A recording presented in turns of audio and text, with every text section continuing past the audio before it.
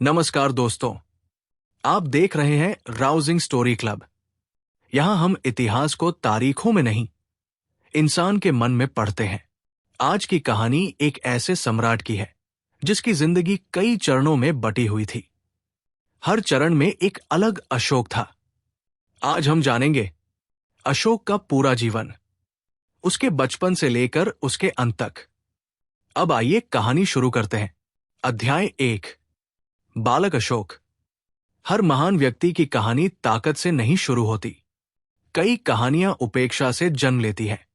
ये कहानी भी वही से शुरू होती है। मौर्य साम्राज्य अपने वैभव के शिखर पर था। राजधानी पाटलिपुत्र, सोने से सजे महल, अनुशासित सेनाएं और एक शक्तिशाली सम्राट, राजा बिंदुसार। इसी महल में जन्म हुआ एक बालक का नाम रखा गया अशोक। लेकिन ये जन्म उत्सव जैसा नहीं था। दरबार में ढोल नहीं बजे, राज्य में विशेष घोषणा नहीं हुई। इतिहास के प्रमाण बताते हैं कि अशोक अपनी माता का सबसे प्रिय पुत्र था, पर राज दरबार का नहीं। उसकी माता को न तो मुख्य रानी का दर्जा मिला और न ही दरबार में उसका प्रभाव था। इसी कारण अशोक बचपन से ही अलग रहा। महल के भीतर रहते हुए भी वो अकेला था। बाल अशोक का संसार। अन्य राजकुमारों को गुरुओं का विशेष ध्यान मिलता था। उन्हें भविष्य का सम्राट माना जाता था। अशोक को पीछे बैठाया जाता था। उससे कम प्रश्न पूछे जाते थे। इतिहासकार मानते हैं कि ये उपेक्षा जानबूझकर नहीं थी, पर उसका प्रभाव गहरा था। एक बालक के मन में धीरे धीरे ये भावना घर करने लगी कि वो कमतर है, और यही भावना उसके स्वभाव को कठोर बनाने लगी। अशोक की चुप्पी।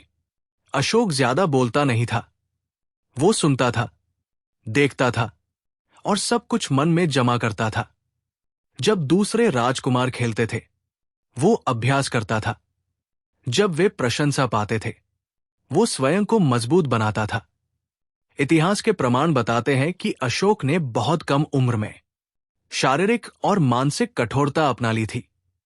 वो समझ गया था, ये संसार दया से नहीं चलता, ये ताकत से चलता है। पहली चोट। एक बार दरबार में सभी राजकुमार उपस्थित थे। राजा बिंदुसार ने उत्तराधिकारी पर चर्चा की। अन्य पुत्रों के नाम लिए गए, अशोक का नहीं। ये एक क्षण था जिसने बाल अशोक के मन पर गहरी चोट की। उसने कुछ नहीं कहा, आंखें नहीं उठाई, लेकिन भीतर एक संकल्प जन्मा, मैं स्वयं को साबित करूंगा। मां और पुत्र का संवाद। इतिहासकारों के अनुसार अशोक की मां ने उसकी चुप्पी को समझा। एक दिन उसने कहा, शक्ति का अर्थ केवल सिंहासन नहीं होता, बल्कि स्वयं पर नियंत्रण होता है। अशोक ने उस समय ये बात नहीं समझी, पर शब्द मन में रह गए, अकेलापन और आत्मनिर्माण। अशोक ने अकेले रहना सीख लिया। ये मजबूरी नहीं रही, ये आदत बन गई। वो स्वयं को कठोर बनाता गया, भावनाओं को दबाता गया। यही कारण था कि भविष्य में वह निर्णय लेते समय भावना नहीं देखता था, वो केवल परिणाम देखता था। इस चरण का अंत। यही उपेक्षित बालक आगे चलकर एक कठोर योद्धा बना। ये कठोरता जन्म से नहीं आई थी, ये बनाई गई थी उपेक्षा से, अकेलेपन से और स्वयं को साबित करने की आग से। संक्रमण पंक्ति अगले चरण के लिए। जिस बालक ने सीखा था कि सम्मान ताकत से मिलता है, वही बालक अब युवावस्था की दहलीज पर खड़ा था, और अब उसके हाथ में तलवार आने वाली थी। अध्याय 2, महत्वाकांक्षी युवा अशोक। उपेक्षित बचपन ने अशोक को चुप रहना सिखाया था। अब युवावस्था ने उसे लक्ष्य तय करना सिखाया। समय के साथ अशोक का शरीर मजबूत होने लगा। उसकी आंखों में स्थिरता आ गई और उसके भीतर एक स्पष्ट इच्छा जम लेने लगी। अब वो केवल जीवित नहीं रहना चाहता था, वो पहचाना जाना चाहता था। राजमहल में वही दिनचर्या थी। दरबार लगता था, नीतियां बनती थी, पर अशोक अब केवल दर्शक नहीं रहा था, वो गुरुओं की बात ध्यान से सुनता था। शस्त्र विद्या में वो साधारण नहीं था। वो अभ्यास के बाद भी अभ्यास करता था, क्योंकि वो जानता था कि उसे औसत से बेहतर बनना है। अशोक की सीखने की शैली अलग थी। वो केवल ये नहीं पूछता था कि कैसे लड़ना है, वो ये भी पूछता था कि कब लड़ना है और कब नहीं। रणनीति उसे आकर्षित करती थी। वो युद्ध को केवल टकराव नहीं मानता था, वो उसे एक गणना की तरह देखता था। युवावस्था में ही अशोक ने दरबार की राजनीति को समझना शुरू कर दिया था। वो देखता था कि कौन निर्णय लेता है, कौन चुप रहता है और कौन केवल दिखावे में शक्तिशाली है। उसे ये साफ दिखाई देने लगा कि सत्ता केवल पद से नहीं आती, सत्ता डर और प्रभाव से बनती है। यही सोच उसके भीतर गहराई से बैठती गई। इतिहासकार मानते हैं कि इसी समय अशोक के भीतर ये धारणा बनी कि अगर उसे कभी शासन करना है तो उसे कमजोर नहीं दिखना होगा। दयालु दिखना उसके लिए जोखिम था। इसी दौर में मौर्य साम्राज्य के उत्तर पश्चिमी क्षेत्र में अशांति बढ़ने लगी। तक्षशिला में विद्रोह की खबरें आई। ये केवल करों का विरोध नहीं था, ये सत्ता को चुनौती थी। राजा बिंदुसार के सामने प्रश्न था कि किसे भेजा जाए। कई अनुभवी सेनापति थे, लेकिन चयन अशोक का हुआ। ये चयन केवल योग्यता के कारण नहीं था, ये एक परीक्षा भी थी। अशोक समझ गया था कि ये अवसर साधारण नहीं है, ये उसका पहला वास्तविक कदम था सत्ता की ओर। तक्षशिला पहुंचते ही उसने स्थिति को समझा। वो बिना आवेश के काम कर रहा था। उसने देखा कि विद्रोह का कारण केवल भय नहीं, बल्कि उपेक्षा भी है। अशोक ने कठोरता दिखाई, पर अराजक हिंसा नहीं की। उसने ये स्पष्ट कर दिया कि मौर्य साम्राज्य कमजोर नहीं है। ऐतिहासिक स्रोत बताते हैं कि विद्रोह दबा दिया गया और अशोक सफल हुआ। इस सफलता ने उसके भीतर आत्मविश्वास को और मजबूत किया। अब वो स्वयं को केवल राजकुमार नहीं मानता था, वो स्वयं को योग्य मानने लगा था। यही वो बिंदु था जहां आत्मविश्वास धीरे धीरे अहंकार में बदलने लगा। अशोक के भीतर ये भावना बनने लगी कि वो दूसरों से अलग है। वो निर्णय ले सकता है, वो नियंत्रण कर सकता है। अब वो आदेश मानने वाला नहीं रहना चाहता था, वो आदेश देने के लिए तैयार हो रहा था। युवावस्था के अंत तक अशोक एक ऐसा व्यक्ति बन चुका था जो सत्ता को लक्ष्य मानता था। उसकी दृष्टि स्पष्ट थी, पर उसका मन कठोर होता जा रहा था।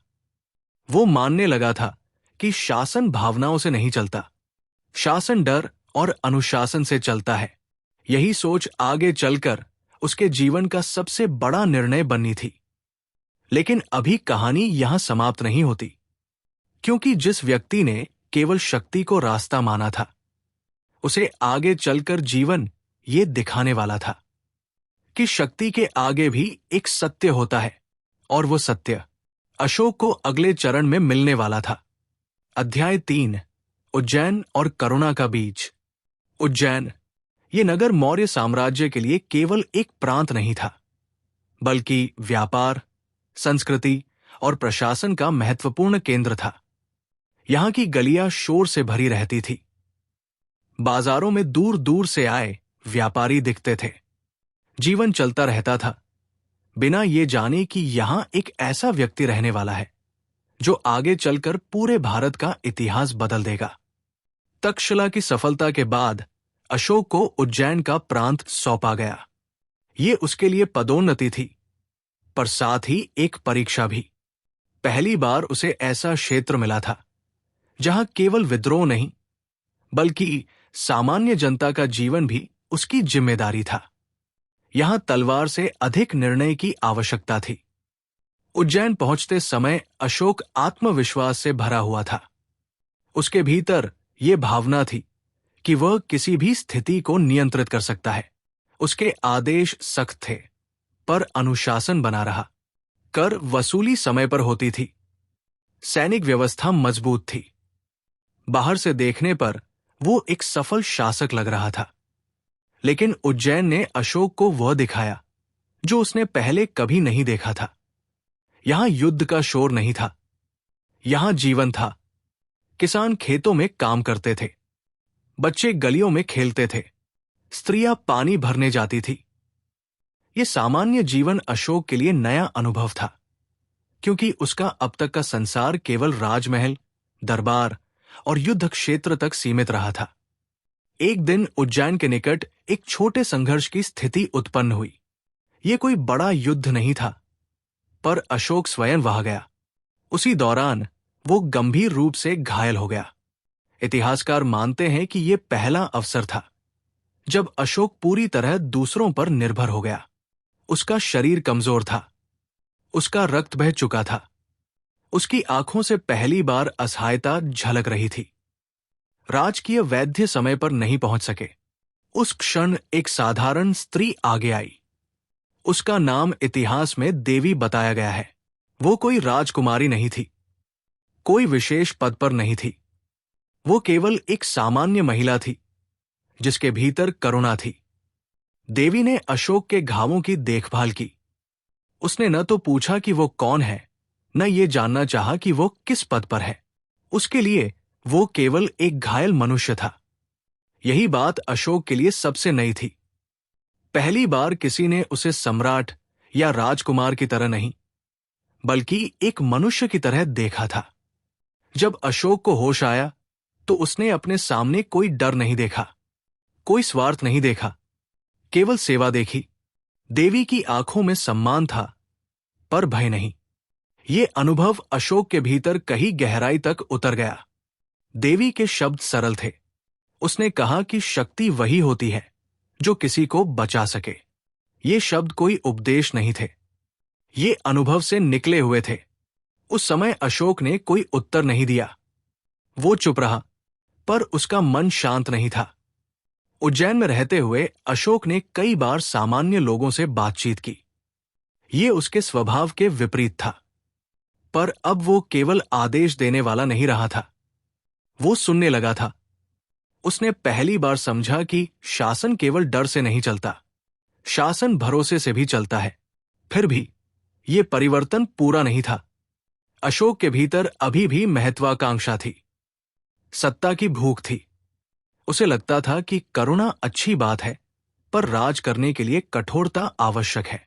यही कारण था कि उज्जैन का ये अनुभव उसके भीतर बीज की तरह पड़ा रहा। वो तुरंत फल नहीं बना, वो समय की प्रतीक्षा कर रहा था। उज्जैन ने अशोक को दो रास्ते दिखाए। एक रास्ता शक्ति का था, जो उसे तेज गति से ऊपर ले जा सकता था। दूसरा रास्ता करुणा का था, जो उसे भीतर से बदल सकता था। उस समय अशोक ने शक्ति का रास्ता चुना, लेकिन करुणा का बीज उसके भीतर जीवित रहा। यही बीज आगे चलकर कलिंग में फूटा। यही बीज आगे चलकर एक क्रूर विजेता को धम्म सम्राट में बदलने वाला था। उज्जैन से लौटते समय अशोक वही व्यक्ति नहीं था जो वहां आया था। बाहर से वो वही महत्वाकांक्षी राजकुमार था, लेकिन भीतर कहीं एक सवाल जन्म ले चुका था। क्या केवल जीत ही सब कुछ है? ये सवाल अभी छोटा था, पर समय आने पर यही सवाल अशोक की पूरी दुनिया हिला देने वाला था। अध्याय 4, सत्ता, संघर्ष और कठोर सम्राट। समय आगे बढ़ा। राजमहल के गलियारों में फुसफुसाहटें तेज होने लगी। राजा बिंदुसार का स्वास्थ्य गिरने लगा था। यह बात खुलकर कहीं नहीं जाती थी, लेकिन हर कोई समझ रहा था कि सत्ता का केंद्र धीरे धीरे खाली होने वाला है। जहां सिंहासन खाली होने की आहट होती है, वहां महत्वाकांक्षाएं जाग जाती है। राजकुमारों के बीच मुस्कान बनी रहती थी, लेकिन भीतर गणनाएं चल रही थी। हर कोई ये देख रहा था कि कौन किसके साथ है, कौन चुप है और कौन अवसर की प्रतीक्षा कर रहा है। अशोक इस माहौल को समझ रहा था। वो अब अनुभवहीन युवा नहीं था। उसने राजनीति को करीब से देखा था और वह जानता था कि इस समय भावनाओं के लिए कोई जगह नहीं होती। बिंदुसार की मृत्यु के साथ ही सत्ता संघर्ष खुलकर सामने आ गया। दरबार दो हिस्सों में बंट गया। एक ओर वे थे जो परंपरा के नाम पर उत्तराधिकारी चाहते थे, दूसरी ओर वे थे जो शक्ति और क्षमता को देख रहे थे। अशोक ने प्रतीक्षा नहीं की। वो जानता था कि जो पहले कदम रखता है वही बढ़त बना लेता है। उसने अपने समर्थकों को संगठित किया, सेनापतियों से संवाद किया और ये स्पष्ट कर दिया कि वो पीछे हटने वाला नहीं है। इतिहास के प्रमाण बताते हैं कि ये संघर्ष शांत नहीं था। ये केवल शब्दों का युद्ध नहीं था, ये नियंत्रण का संघर्ष था। अशोक ने कठोर निर्णय लिए। कुछ निर्णय ऐसे थे जो आज भी इतिहास में विवाद का विषय है, लेकिन उस समय अशोक के लिए यह सत्ता का प्रश्न था, नैतिकता का नहीं। राजगद्दी अंततः उसे मिली। पाटलिपुत्र में उसका राज्याभिषेक हुआ। दरबार में घोषणाएं हुई, सेनाओं ने निष्ठा दिखाई। बाहर से ये एक विजय थी, लेकिन भीतर अशोक और अधिक कठोर हो चुका था। अब वो केवल सम्राट नहीं था, वो स्वयं को अजेय मानने लगा था। राजगद्दी पर बैठते ही उसने शासन की दिशा तय कर दी।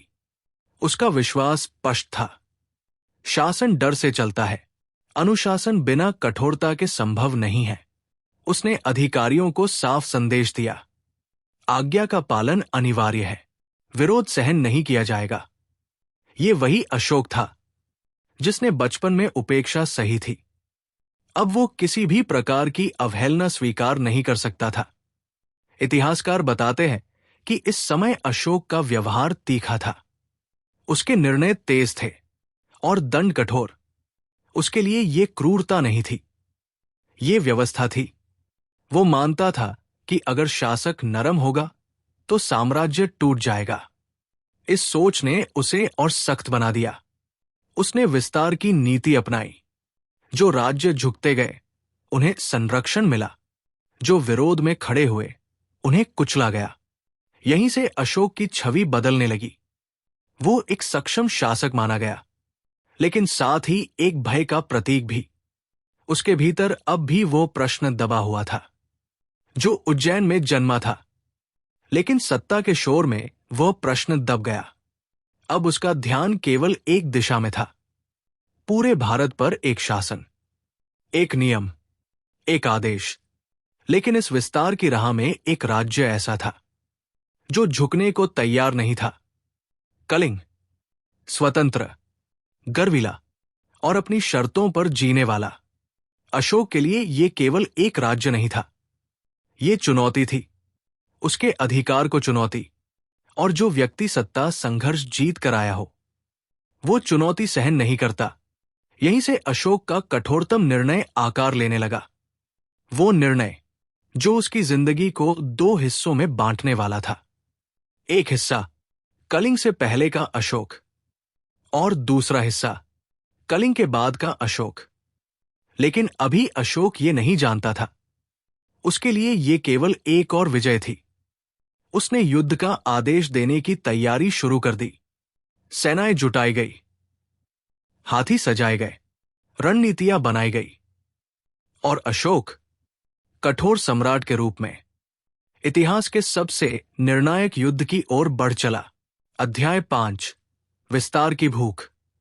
सत्ता हाथ में आते ही अशोक का लक्ष्य और स्पष्ट हो गया। अब उसे केवल शासन नहीं चाहिए था, उसे विस्तार चाहिए था। उसके लिए साम्राज्य का अर्थ केवल सीमाएं नहीं था, साम्राज्य का अर्थ था पूर्ण नियंत्रण। एक ऐसा नियंत्रण जहां कोई प्रश्न न उठे। दरबार में बैठे मंत्री जानते थे कि ये वही अशोक नहीं है जो कभी चुपचाप सब सुनता था। अब वो बोलता कम था, पर जब बोलता था तो निर्णय अंतिम होते थे। अशोक का विश्वास था कि अधूरा साम्राज्य कमजोर होता है और कमजोरी को इतिहास याद नहीं रखता। इसलिए उसने एक के बाद एक सीमावर्ती राज्यों की ओर ध्यान देना शुरू किया। कुछ राज्यों ने बिना विरोध के अधीनता स्वीकार कर ली। उन्हें सुरक्षा मिली, व्यापार के अवसर मिले और प्रशासनिक स्थिरता भी। पर जहां कहीं भी प्रतिरोध हुआ, वहां अशोक की नीति स्पष्ट थी। शक्ति का प्रदर्शन, तेज और निर्णायक। इतिहासकार मानते हैं कि इस दौर में अशोक ने यह तय कर लिया था कि डर भी शासन का एक साधन है। उसे लगता था कि भय के बिना अनुशासन संभव नहीं है। सेनाओं का विस्तार हुआ, हाथियों की संख्या बढ़ी, घुड़सवार टुकड़ियां तैयार की गई। ये केवल सैन्य तैयारी नहीं थी, ये मनोवैज्ञानिक तैयारी भी थी। अशोक जानता था कि युद्ध मैदान में नहीं, मन में जीता जाता है। वो चाहता था कि विरोधी पहले ही हार मान ले। इसी विस्तार नीति के दौरान अशोक की दृष्टि एक राज्य पर जाकर ठहर गई, कलिंग। कलिंग कोई साधारण राज्य नहीं था। यह समुद्र से जुड़ा हुआ था, व्यापार से समृद्ध था, और सबसे महत्वपूर्ण बात, यह स्वतंत्र था। कलिंग के लोग स्वयं निर्णय लेते थे। वे किसी बाहरी सत्ता के अधीन नहीं रहना चाहते थे। अशोक के लिए यह स्थिति अस्वीकार्य थी। एक शक्तिशाली साम्राज्य के बीच एक स्वतंत्र राज्य, यह केवल राजनीतिक समस्या नहीं थी, ये उसकी सत्ता को खुली चुनौती थी। दरबार में मंत्रणा हुई। कुछ मंत्रियों ने चेतावनी दी, कलिंग पर आक्रमण आसान नहीं होगा। पर अशोक ने उनकी बातों को कमजोरी माना। उसका विश्वास था कि यदि आज कलिंग झुक गया तो भविष्य में कोई राज्य सिर उठाने की हिम्मत नहीं करेगा। अशोक के भीतर एक पुरानी भावना फिर से जागी, स्वयं को सिद्ध करने की भावना। ये वही भावना थी जो बचपन में उपेक्षा से जन्मी थी। अब वो केवल राजा नहीं था, वो इतिहास बनना चाहता था। युद्ध का निर्णय धीरे धीरे पक्का होता गया। रणनीतियां बनाई गई, सेनापतियों को बुलाया गया, आपूर्ति मार्ग तय किए गए। अशोक चाहता था कि ये युद्ध केवल जीत न हो, ये उदाहरण बने। वो चाहता था कि कलिंग का पतन पूरे भारत में एक संदेश बन जाए। उसे ये एहसास नहीं था कि यही युद्ध उसकी सबसे बड़ी हार बनने वाला है। उस समय अशोक केवल बाहर देख रहा था, अंदर क्या टूटने वाला है ये उसे दिखाई नहीं दे रहा था। उसकी भूख बढ़ती जा रही थी, विस्तार की भूख, नियंत्रण की भूख, अमर होने की भूख। और जब भूख विवेक से बड़ी हो जाती है तो इतिहास करवट लेता है। अशोक ने अंततः आदेश दिया, कलिंग पर चढ़ाई होगी। सेनाएं तैयार हो गई, हाथी सजे, ध्वज उठे। पाटलिपुत्र से युद्ध का संदेश निकल चुका था। अब पीछे लौटने का कोई रास्ता नहीं था।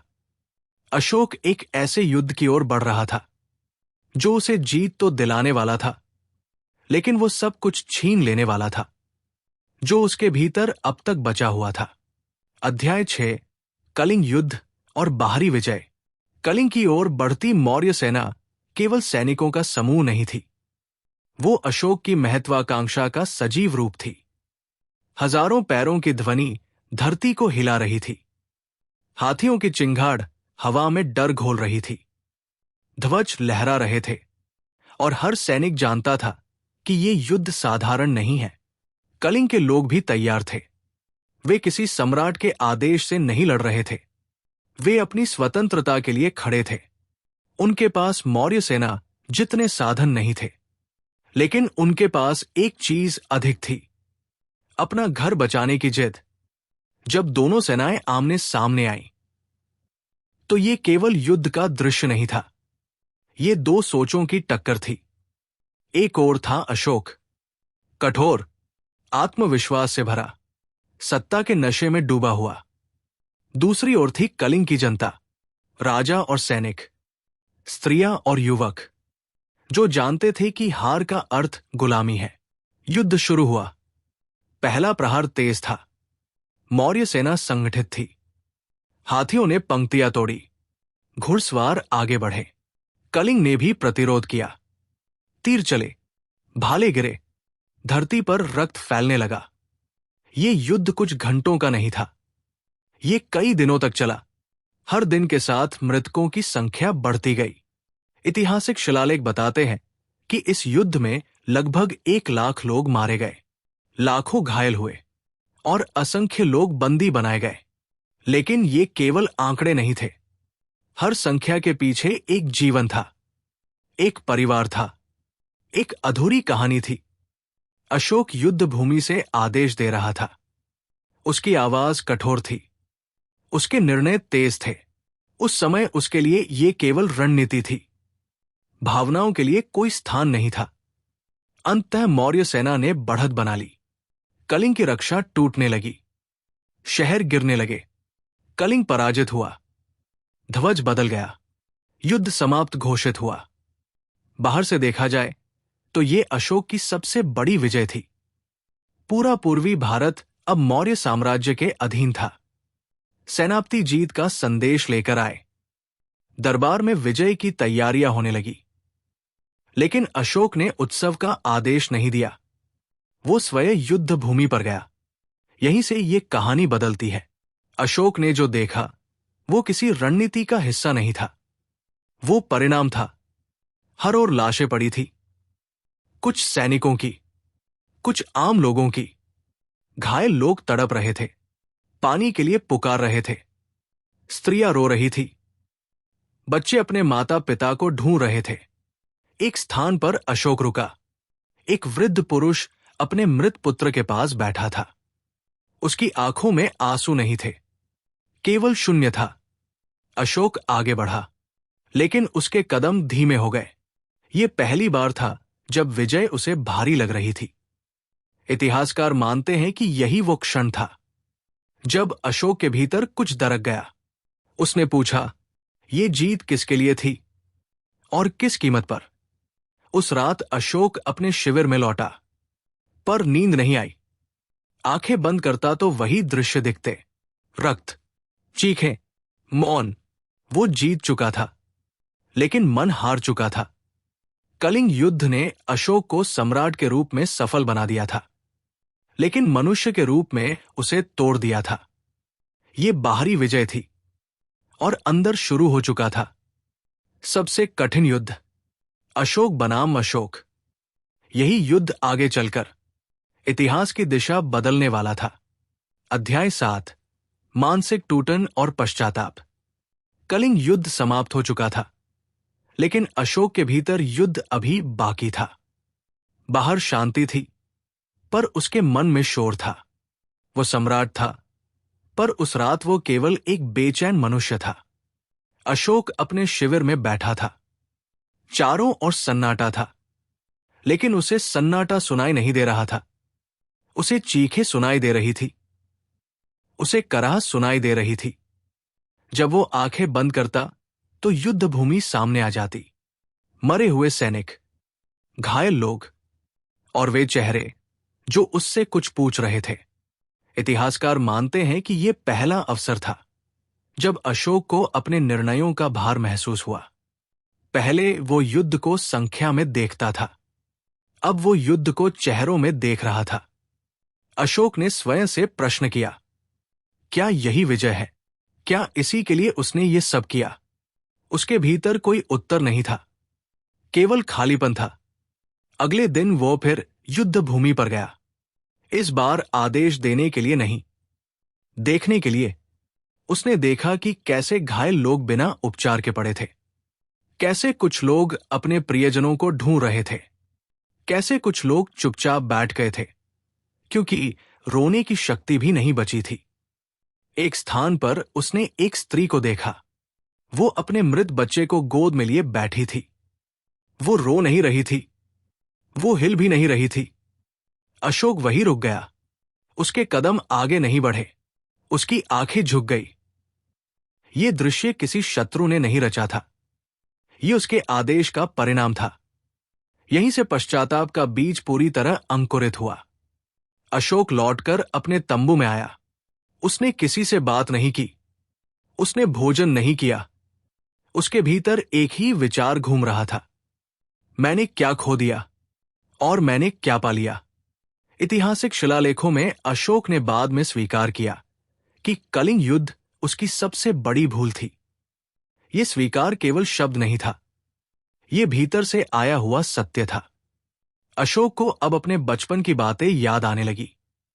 उपेक्षा, अकेलापन, स्वयं को सिद्ध करने की आग। उसे समझ आने लगा कि उसकी कठोरता कहीं न कहीं उसी उपेक्षा की उपज थी। लेकिन अब उसके सामने वो बचपन नहीं था, उसके सामने वर्तमान था, और वर्तमान में हजारों लाशें थी। उसकी रातें करवटों में बीतने लगी, नींद टूट जाती, सांस भारी हो जाती। इतिहासकार मानते हैं कि इस समय अशोक मानसिक रूप से सबसे कमजोर अवस्था में था। लेकिन यही कमजोरी उसके परिवर्तन की शुरुआत बनी। उसने बौद्ध भिक्षुओं को बुलवाया। उसने उनसे प्रश्न किए, जीवन का अर्थ क्या है? शांति कैसे मिलती है? भिक्षुओं के उत्तर सरल थे, दूसरे को पीड़ा देकर शांति नहीं मिलती। ये वाक्य अशोक के मन में गहराई तक उतर गया। अब अशोक को यह स्पष्ट होने लगा कि उसने जिस शक्ति को समाधान माना था वही समस्या बन गई थी। उसने स्वयं से एक वचन लिया, अब और रक्त नहीं बहेगा। अब शासन डर से नहीं चलेगा। ये निर्णय अचानक नहीं था, ये कई रातों की पीड़ा का परिणाम था। अशोक जानता था कि वो जो कर चुका है उसे बदला नहीं जा सकता, लेकिन वह ये तय कर सकता था कि आगे क्या नहीं करेगा। यही पश्चाताप उसे एक नए मार्ग की ओर ले गया। ये मार्ग तलवार का नहीं था, ये मार्ग धैर्य और करुणा का था। कलिंग युद्ध ने अशोक को तोड़ दिया था, लेकिन उसी टूटन में एक नया अशोक जन्म ले रहा था। ये नया अशोक अब विजय नहीं चाहता था, वो प्रायश्चित चाहता था। और यही प्रायश्चित आगे चलकर इतिहास की दिशा बदलने वाला था। अध्याय 8, अंतर्मन की जागृति। कलिंग युद्ध के बाद अशोक का जीवन बाहर से वही था, पर भीतर पूरी तरह बदल चुका था। वो अब आदेश देने में उतना तेज नहीं था। वो पहले की तरह तुरंत निर्णय नहीं लेता था। उसके भीतर एक ठहराव आ गया था। ये ठहराव कमजोरी नहीं था, ये सोचने की शुरुआत थी। अशोक ने पहली बार ये स्वीकार किया कि शक्ति सब कुछ नहीं होती। वो ये भी समझने लगा कि डर से मिली आज्ञा अस्थायी होती है। डर खत्म होते ही विरोध जन्म लेता है। ये विचार उसके मन में धीरे धीरे गहराने लगा। अशोक ने अपने आसपास के लोगों को देखना शुरू किया। अब वो केवल सेनापतियों और मंत्रियों को नहीं देखता था, वो सेवकों को देखता था, वो साधारण लोगों को देखता था। उसे महसूस हुआ कि जिनके लिए वो शासन करता है, उनकी आवाज उसने कभी ठीक से सुनी ही नहीं। अशोक ने बौद्ध भिक्षुओं से पूछा, क्या मन को शांत किया जा सकता है? क्या पश्चाताप का कोई अर्थ होता है? भिक्षुओं के उत्तर सीधे थे। उन्होंने कहा कि मन तब शांत होता है जब वो दूसरों को चोट पहुंचाना छोड़ देता है। ये शब्द किसी ग्रंथ से नहीं आए थे, ये अनुभव से निकले थे। अशोक पहली बार बिना विरोध के सुन रहा था। वो तर्क नहीं कर रहा था, वो सही गलत सिद्ध नहीं कर रहा था, वो केवल समझना चाहता था। ये उसके जीवन का बड़ा परिवर्तन था। उसने अहिंसा का अर्थ समझा। ये केवल हिंसा न करने का नियम नहीं था, ये भीतर की हिंसा को पहचानने की प्रक्रिया थी। अशोक को यह स्वीकार करना कठिन था कि उसकी सबसे बड़ी लड़ाई दूसरों से नहीं थी, उसकी सबसे बड़ी लड़ाई स्वयं से थी। धीरे धीरे उसने अपने भीतर जमी कठोरता को देखना शुरू किया। उसे याद आया कि कैसे बचपन की उपेक्षा ने उसे कठोर बनाया था, कैसे युवावस्था की महत्वाकांक्षा ने उसे अंधा किया था। अब वो इन सबको दोष नहीं दे रहा था, वो केवल स्वीकार कर रहा था। ये स्वीकार ही अंतर्मन की जागृति था। अशोक ने निर्णय लिया कि अब वो केवल आदेश नहीं देगा, वो सुनेगा, वो देखेगा और फिर निर्णय लेगा। उसने अधिकारियों को बुलाया और कहा कि जनता की शिकायतें सीधे उस तक पहुंचे। ये मौर्य शासन में एक नया कदम था। उसने स्वयं भी यात्राएं शुरू की। अब ये यात्राएं विजय के लिए नहीं थी, ये यात्राएं समझने के लिए थी। जहां वह जाता वहां लोगों की बातें सुनता, उनके दुख समझता, और पहली बार उसे ये एहसास हुआ कि शासन केवल व्यवस्था नहीं है, शासन संबंध है।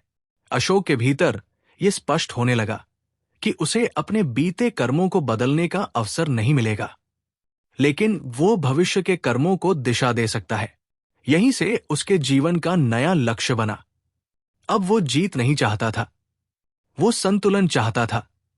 उसने अपने मन में ये तय किया कि वो किसी भी निर्णय से पहले ये सोचेगा कि उसका प्रभाव किस पर पड़ेगा। ये सोच उसके लिए नई थी और कठिन भी, क्योंकि वर्षों तक उसने केवल परिणाम देखे थे, अब उसे प्रक्रिया देखनी थी।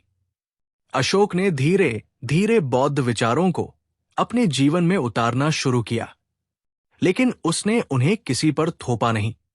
वो जान चुका था कि थोपा गया सत्य कभी स्वीकार नहीं होता। ये अंतर्मन की जागृति का सबसे बड़ा प्रमाण था। अब अशोक को समझ आने लगा कि वास्तविक शक्ति दूसरों को नियंत्रित करने में नहीं है, वास्तविक शक्ति स्वयं को नियंत्रित करने में है। ये जागृति एक दिन में नहीं आई, ये कई रातों की बेचैनी का परिणाम थी। ये कई प्रश्नों और कई मौनों से होकर निकली थी।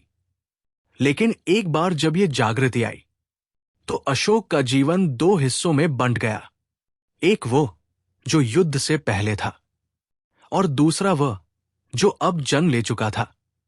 ये नया अशोक अभी पूर्ण नहीं था, वो अभी सीख रहा था, लेकिन उसकी दिशा बदल चुकी थी। और यही बदली हुई दिशा आगे चलकर धर्म की नीति, जन कल्याण और एक नए प्रकार के शासन की नींव बनने वाली थी। अंतर्मन की ये जागृति अशोक की सबसे बड़ी विजय थी, एक ऐसी विजय जिसमें कोई हारा नहीं था। अध्याय 9, धर्म की नीति और नया शासन। अंतर्मन की जागृति के बाद अशोक के सामने सबसे बड़ा प्रश्न यह था कि अब शासन कैसे किया जाए। वो जान चुका था कि केवल पश्चाताप से कुछ नहीं बदलेगा। यदि परिवर्तन करना है तो उसे अपने शासन के तरीके को बदलना होगा। यहीं से धर्म की नीति का जन्म हुआ। अशोक के लिए धर्म कोई पूजा पद्धति नहीं थी, धर्म कोई संप्रदाय नहीं था। धर्म उसके लिए जीवन को सही दिशा में चलाने का मार्ग था। इस धर्म का आधार सरल था, हिंसा कम हो, न्याय हो और शासन में करुणा हो। अशोक ने हिंसा कम करने के लिए कई निर्णय लिए। अनावश्यक पशु वध पर रोक लगाई गई, शिकार सीमित किया गया। ये निर्णय केवल नैतिक नहीं थे, ये मानसिक परिवर्तन के संकेत थे। अशोक ने चिकित्सा की व्यवस्था पर भी ध्यान दिया। मनुष्यों के लिए उपचार केंद्र बने, पशुओं के लिए भी देखभाल की व्यवस्था हुई। उसका मानना था कि शासन केवल मनुष्यों तक सीमित नहीं होना चाहिए, जीवन का सम्मान हर रूप में होना चाहिए। सड़कों के किनारे वृक्ष लगवाए गए, यात्रियों के लिए कुएं खुदवाए गए। ये सब इसलिए नहीं था कि उसका नाम लिया जाए, ये इसलिए था कि लोगों का जीवन थोड़ा आसान हो। अशोक अब ये समझ चुका था कि राजा का कार्य केवल कर लेना नहीं होता, राजा का कार्य सुरक्षा और सुविधा देना भी होता है। धर्म की नीति का एक महत्वपूर्ण हिस्सा था न्याय। अशोक ने यह तय किया कि दंड में भी मानवता होनी चाहिए। दंड का उद्देश्य सुधार होना चाहिए, केवल भय नहीं। यह विचार अपने समय से बहुत आगे था। अशोक स्वयं भी समय समय पर जनता से मिलने लगा। वो केवल सिंहासन पर बैठकर निर्णय नहीं करता था, वो सुनता था, समझता था और फिर निर्णय लेता था। इस नए शासन में अशोक का स्वर बदला हुआ था। अब उसकी आवाज में आदेश कम था, उत्तरदायित्व अधिक था। उसने धर्म प्रचारकों को विभिन्न क्षेत्रों में भेजा, लेकिन ये लोग किसी पर धर्म नहीं थोपते थे, वे केवल जीवन मूल्यों की बात करते थे। अशोक जान चुका था कि थोपा गया विचार कभी स्वीकार नहीं होता, स्वीकार वही होता है जो समझ से आए। ये नया शासन धीरे धीरे आकार ले रहा था। हर कोई तुरंत इसे नहीं समझ पाया। कुछ लोग इसे कमजोरी समझते थे, लेकिन समय के साथ परिणाम दिखने लगे। विद्रोह कम हुए, जनता का विश्वास बढ़ा। अशोक को पहली बार यह एहसास हुआ कि डर से मिली चुप्पी और विश्वास से मिली शांति में कितना बड़ा अंतर होता है। धर्म की नीति ने अशोक को एक अलग प्रकार का सम्राट बना दिया।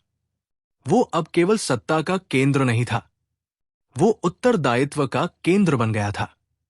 ये शासन पूर्ण नहीं था, इसमें भी चुनौतियां थी, लेकिन दिशा सही थी और अशोक अब दिशा को समझता था। यही वो चरण था जहां एक क्रूर विजेता पूरी तरह एक नैतिक शासक में बदलने लगा। यह परिवर्तन बाहर से नहीं आया था, यह भीतर से निकला था और यही कारण है कि इतिहास आज भी अशोक को केवल एक सम्राट नहीं बल्कि एक विचार के रूप में याद करता है। अध्याय 10, पिता, परिवार और निजी संघर्ष। राजा बनने के बाद अशोक ने बहुत कुछ जीता था, लेकिन पारिवारिक जीवन में शांति पाना उसके लिए सबसे कठिन रहा। सिंहासन पर बैठा व्यक्ति भले ही शक्तिशाली दिखे, पर परिवार के भीतर वो भी केवल एक मनुष्य होता है। अशोक ने अपने बचपन में जो उपेक्षा झेली थी, उसकी छाया उसके पिता बनने तक उसके साथ रही। वो नहीं चाहता था कि उसके बच्चे वही पीड़ा सहें जो उसने झेली थी, लेकिन वो ये भी नहीं जानता था कि प्रेम कैसे व्यक्त किया जाता है। इतिहासकार बताते हैं कि अशोक अपने परिवार के साथ कम बोलता था। उसकी चुप्पी कठोर नहीं थी, वो असमंजस की चुप्पी थी। उसके पुत्रों के साथ संबंध सहज नहीं थे। वो उन्हें संरक्षण देना चाहता था, पर अनुशासन के नाम पर दूरी बना लेता था। वो नहीं चाहता था कि वे सत्ता के नशे में अंधे हों, पर वो ये भी भूल जाता था कि समझ प्रेम से आती है, भय से नहीं। अशोक को ये डर सताता था कि यदि उसके पुत्रों ने वही मार्ग चुना जो उसने चुना था, तो उसका पूरा परिवर्तन व्यर्थ हो जाएगा।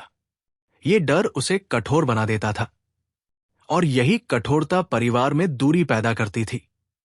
उसके परिवार में निर्णय भी उसके मन को विचलित करते थे।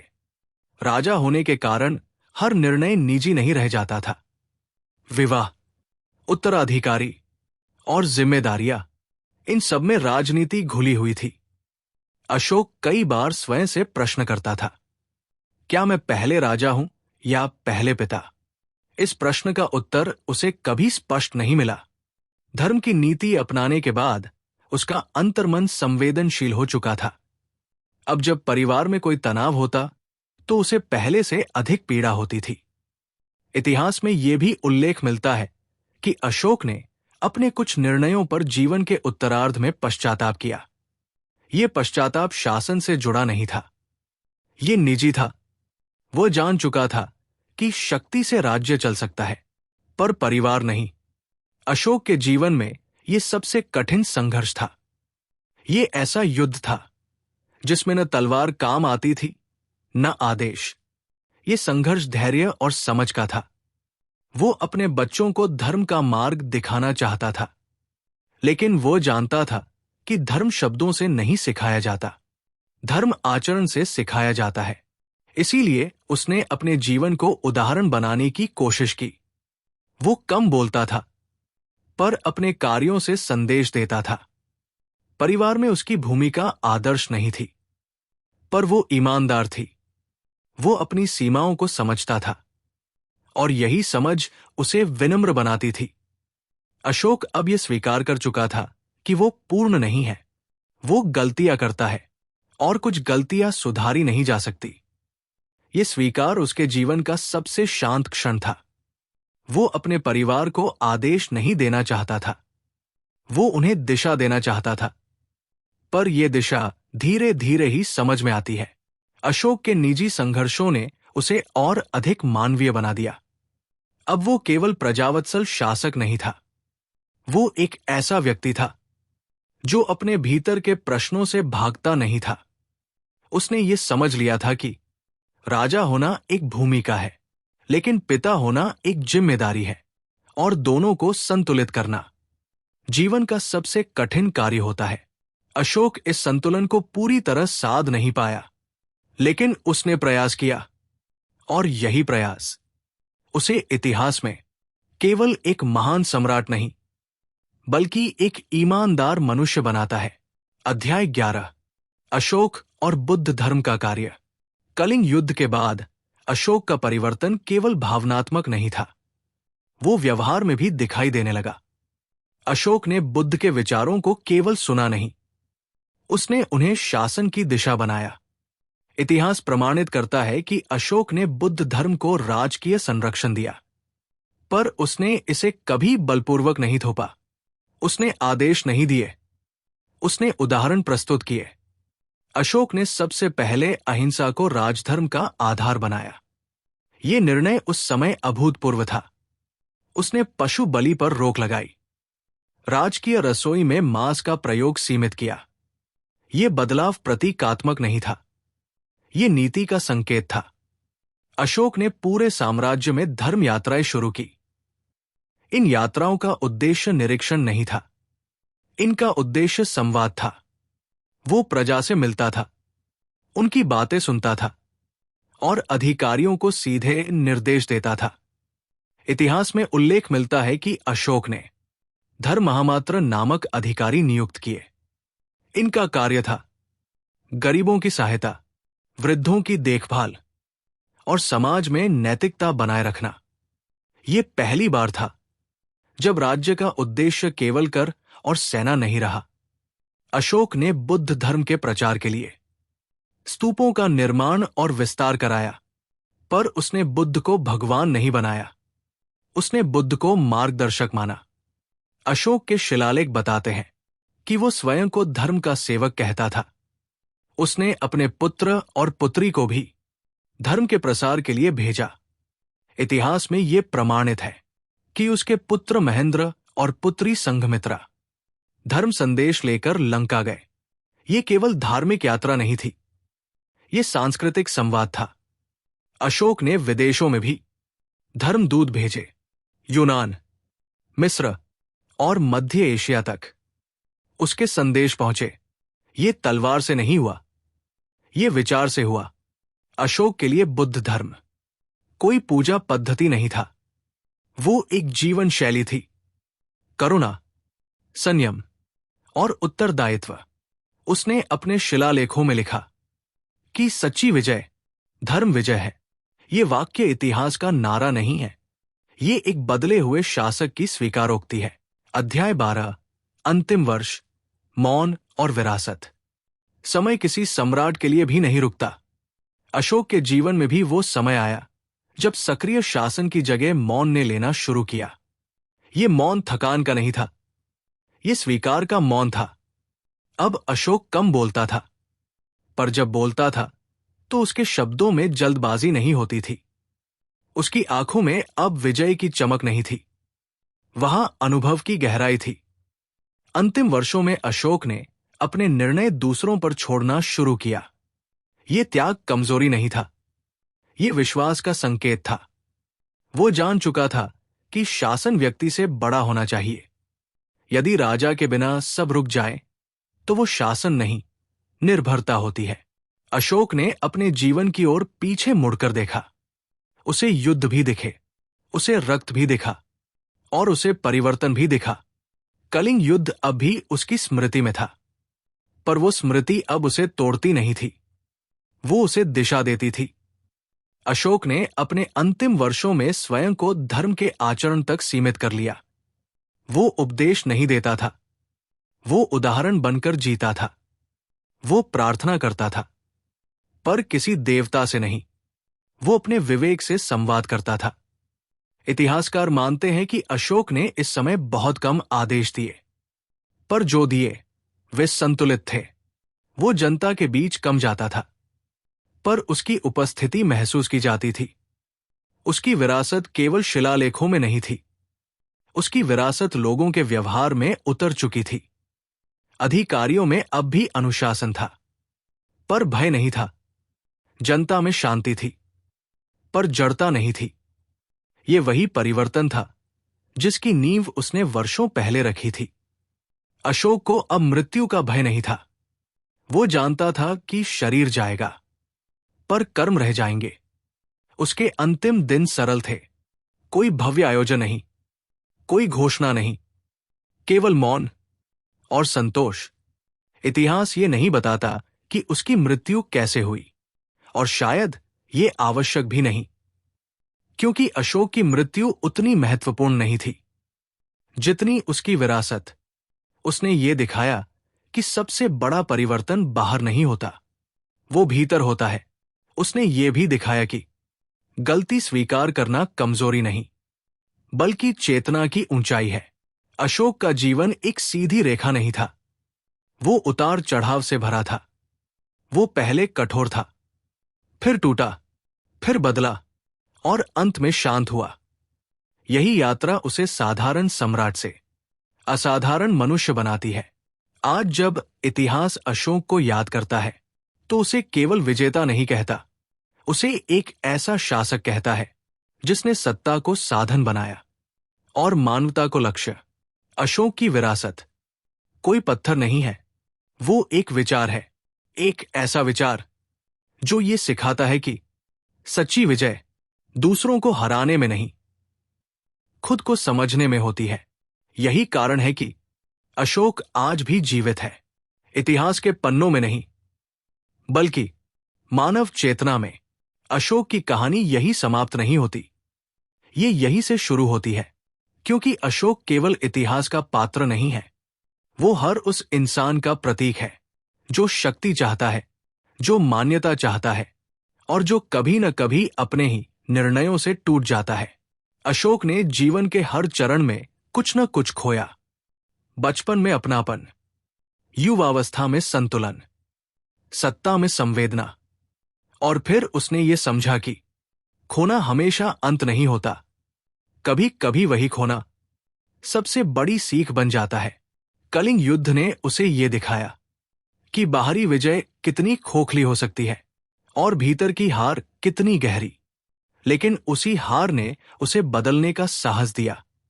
आज की दुनिया में हम भी रोज छोटे छोटे कलिंग लड़ते हैं, कभी अपने अहंकार से, कभी अपने पद से, कभी अपने डर से। हम भी सोचते हैं कि जीत ही सब कुछ है, पर जीत के बाद जो खालीपन आता है उसके लिए हम तैयार नहीं होते। अशोक हमें यह सिखाता है कि सबसे बड़ा परिवर्तन बाहर नहीं होता, वो भीतर होता है। वो ये भी सिखाता है कि गलती स्वीकार करना कमजोरी नहीं बल्कि सबसे बड़ा साहस है। आधुनिक जीवन में जहां सत्ता का अर्थ पद है, जहां सफलता का अर्थ आगे निकल जाना है, वहां अशोक की कहानी हमें रुककर देखने को कहती है, ये पूछने को कहती है, क्या हम सही दिशा में जा रहे हैं, और यदि नहीं तो क्या हमारे भीतर बदलने का साहस है। अशोक ने यह साहस दिखाया, उसने अपनी ही बनाई पहचान को तोड़ा और एक नई पहचान गढ़ी।